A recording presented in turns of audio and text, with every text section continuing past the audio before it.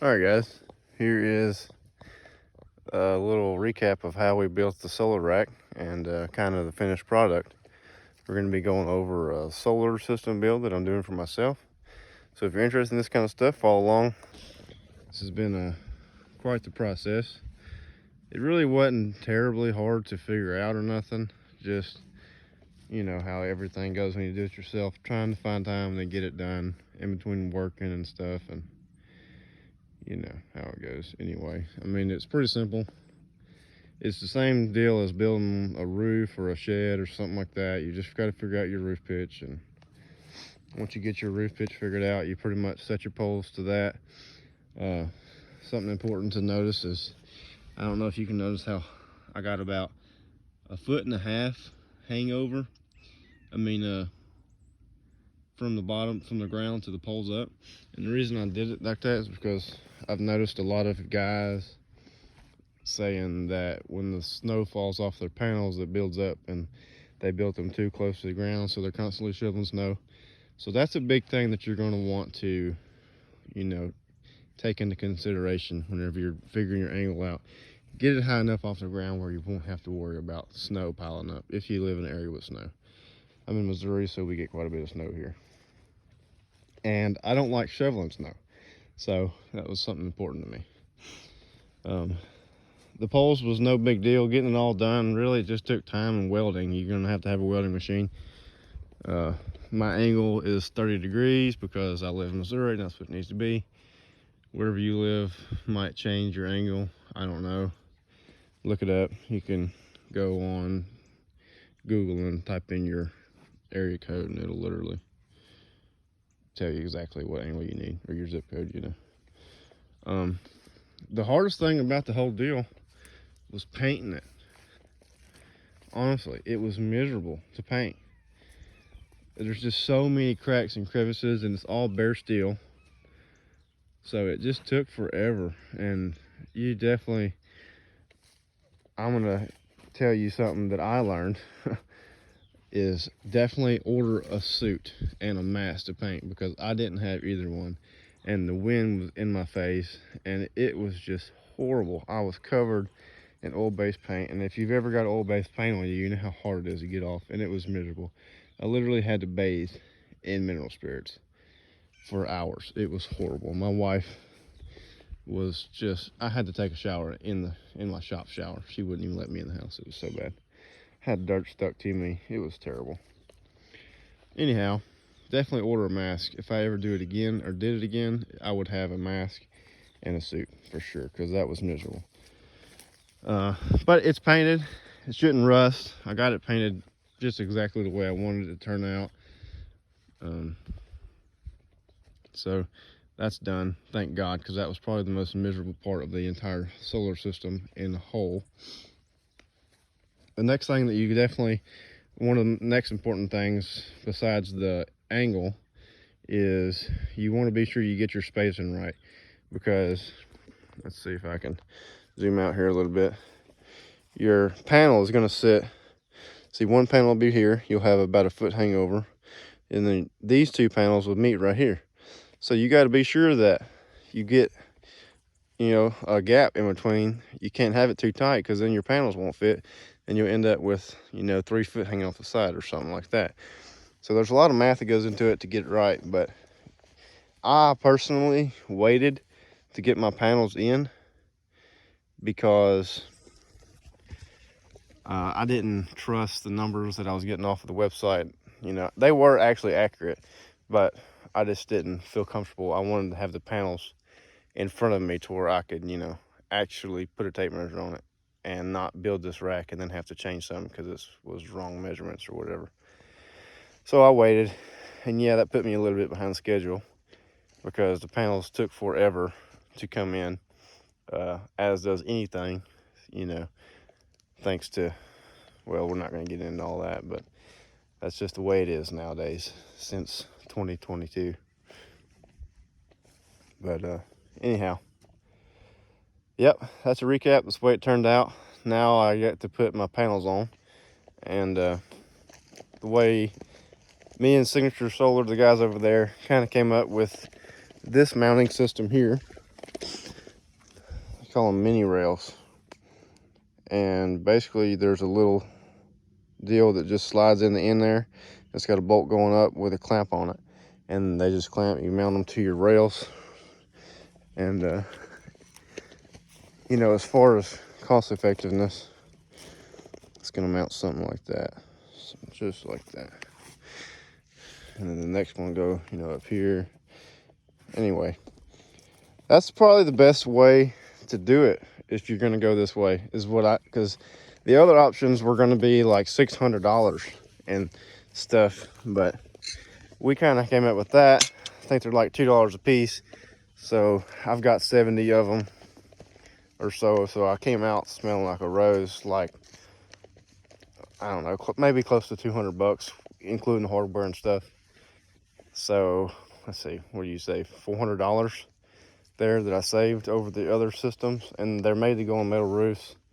There's just not a whole lot to them. They work great. You can put them wherever you want. So that's what we came up with. So that's gonna be my next project, getting those mounted up and then getting the panels on. And I'm gonna video it so that you can kind of see how it goes. I wish I would have videoed the actual building of the solar rack, but I just didn't pick the camera up and do it. So that's that, but I'll video the rest of it anyhow. If you like this kind of stuff, there'll be plenty more.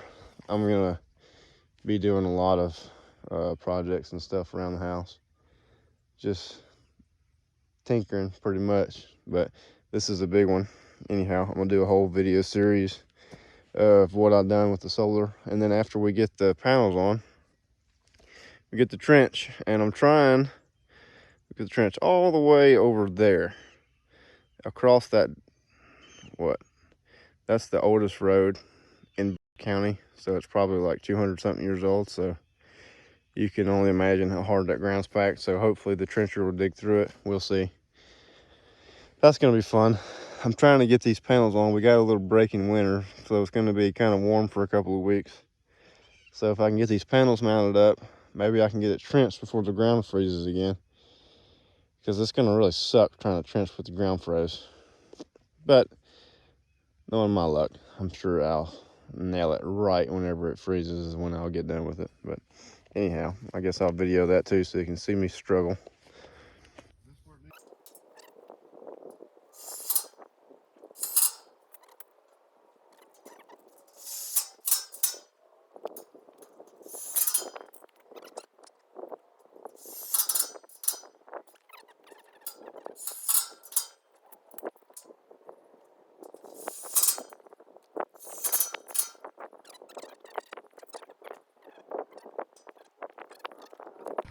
All right, this is where we're at.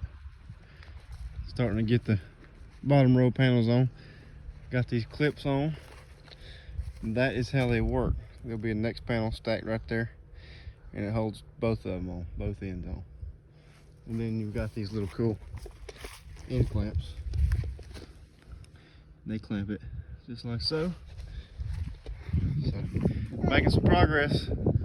Got the first two panels on. Now from here, it should be pretty simple. Just pretty much stack and go once you figure out, you know, get your first panel leveled up just right. I got my little partner here helping me today. Say hey to the camera. Yeah. She's been out here helping Daddy today.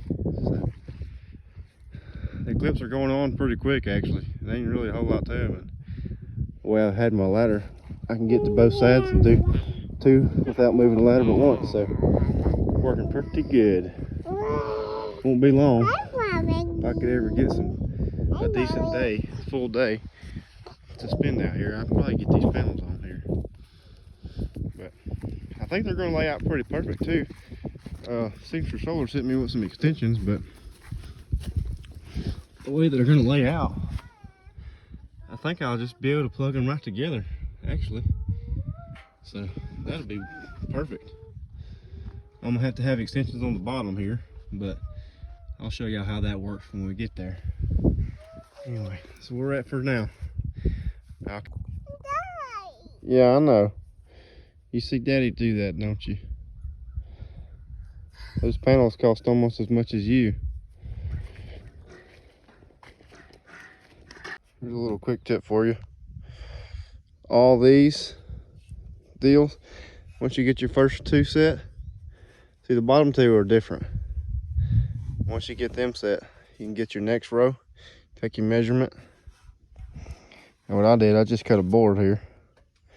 And all I do is stack the board, butt the next one to it, keep on going. It beats the hell out of having a tape measure all of these. And that way you know every single one of them is right. As long as you get your bottom ones right, all the rest will be perfect. So there you go. All right, this is where we're at. I've got some panels on finally.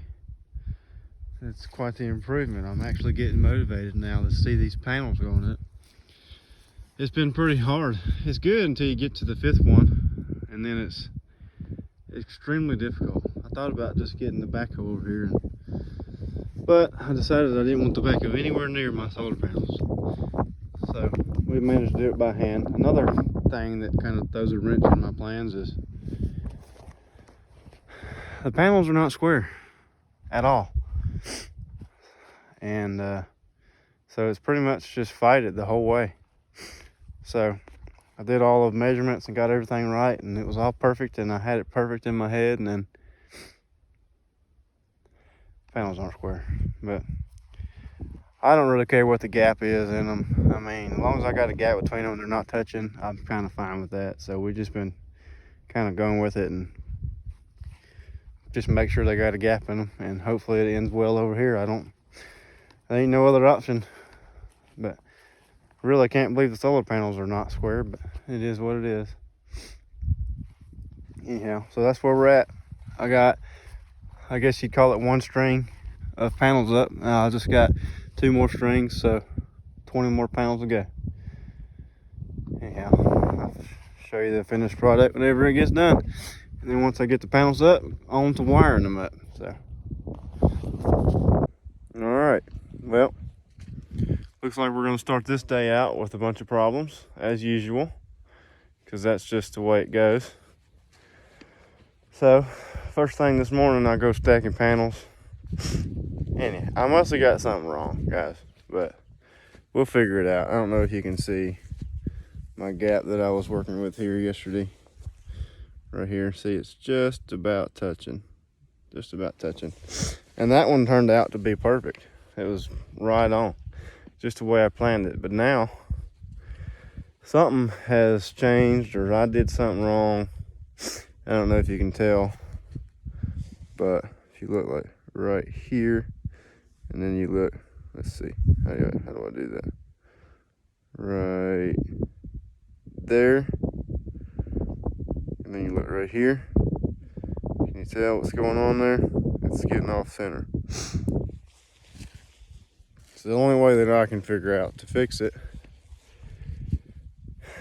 is, well, take all them panels loose. Somehow I've got to figure out how to get those clips off without removing the panels all the way. So yeah, that should be super easy, I'm sure. And then I'm going to try to gap them a little bit better, get a little bit better gap in them, because I've got plenty to work with down there. I won't be able to get it perfect because it's just too much off to get it perfect. No way I'm gonna make all that up in just 6 panels, but I can improve it. It can be improved. So that's what we're gonna shoot for here. And it's gonna be a pain in the butt, but we're gonna figure it out. And we're gonna freaking get her done, because that's what we do here. We figure shit out and get her done. So this will be a pretty quick fix, maybe. I don't know. Hopefully it won't be too bad. Maybe we'll get the rest of the panel set today. We're getting close though. Getting awfully close. So I'm sure ready for this to be done, man. It's been a long time coming. Okay, so figured it out. Apparently when we built this rack, we had incorporated quite a big gap between every panel. So you can see, probably not very great, huh? But anyhow, every panel has a pretty big gap in it now.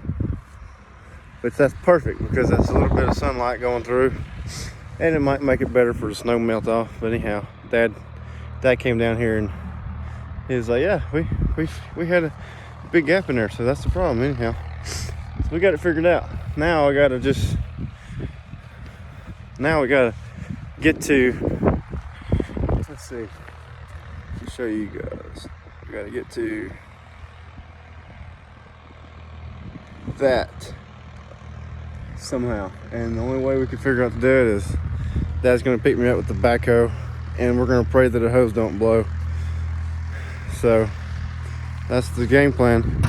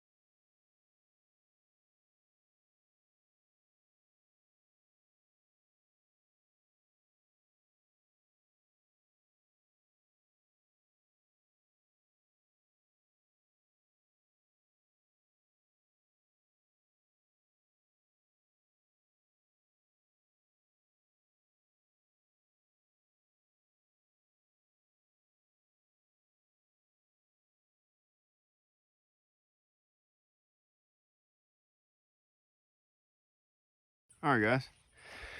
It is now summertime, and we've got the garden started. Sun's shining pretty nice out. But that's not what this video is about. We're gonna be talking about that today. So, it's been quite a while since I have got the solar system done. It's been running great. I mean, absolutely wonderful. We haven't been on the grid in probably 4 months. You know, it took a little while to get it figured out and stuff, and it does. It's just part of it. But now we've kind of adapted, and honestly, we haven't had to change our life any, really. I mean, as long as we get stuff like the clothes washed and the big stuff done before 4 o'clock, it's never an issue, and we stay off the grid. But anyway, see if I can get far enough back, because this thing is enormous, and it's grown up and needs mowing. We need it really bad, but that's for another day. There it is. Solar rack's been done. Actually, I've already cleaned the panels once during the spring. It was whenever the pollen was so bad.